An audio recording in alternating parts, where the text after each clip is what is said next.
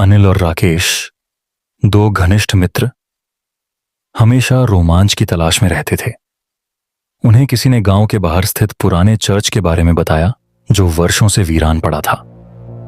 कहा जाता था कि वह चर्च भूतिया है और वहां एक खतरनाक आत्मा निवास करती है, एक नन, जिसने कभी काले जादू का सहारा लिया था।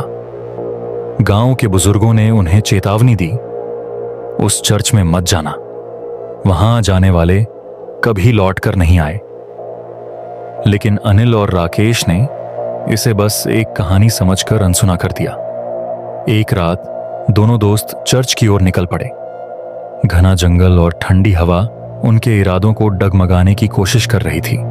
अचानक पास की झाड़ियों से एक खौफनाक आवाज आई, भेड़ियों की चीखें। क्या तुम्हें भी सुनाई दिया? राकेश ने कांपते हुए पूछा।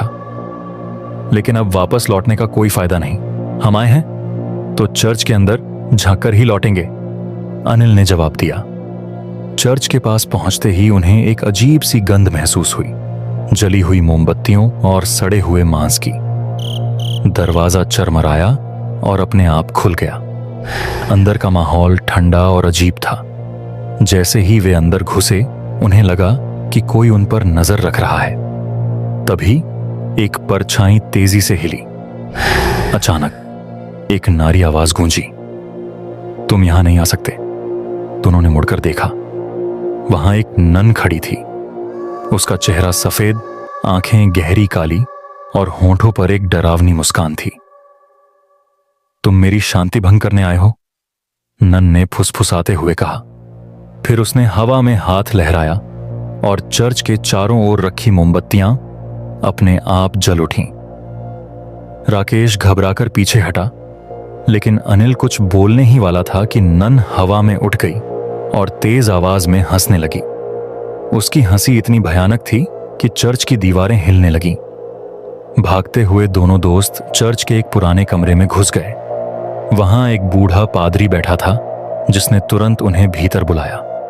मैं जानता था कि कोई दिन ऐसा आएगा जब कोई इस आत्मा को छेड़ेगा, पादरी ने कहा। कौन है यह नन? अनिल ने हांफते हुए पूछा। पादरी ने गंभीरता से कहा, यह नन पहले इस चर्च की एक पवित्र आत्मा थी, लेकिन उसने काले जादू की शक्ति से अमर होने की कोशिश की। उसकी आत्मा शापित हो गई और अब वह यहां रहने वाले हर व्यक्ति को अपने वश में कर लेती है। केवल पवित्र मंत्रों से ही इसे रोका जा सकता है।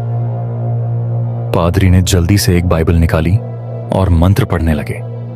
तभी दरवाजे के बाहर से जोरदार धमाके की आवाज आई। भेड़ियों की चीखें और तेज हो गईं। वह आ रही है, राकेश चिल्लाया। दरवाजा खुद ब खुद खुल गया और नन अंदर आई, हवा में तैरती हुई। उसकी आंखों से काले आंसू बह रहे थे।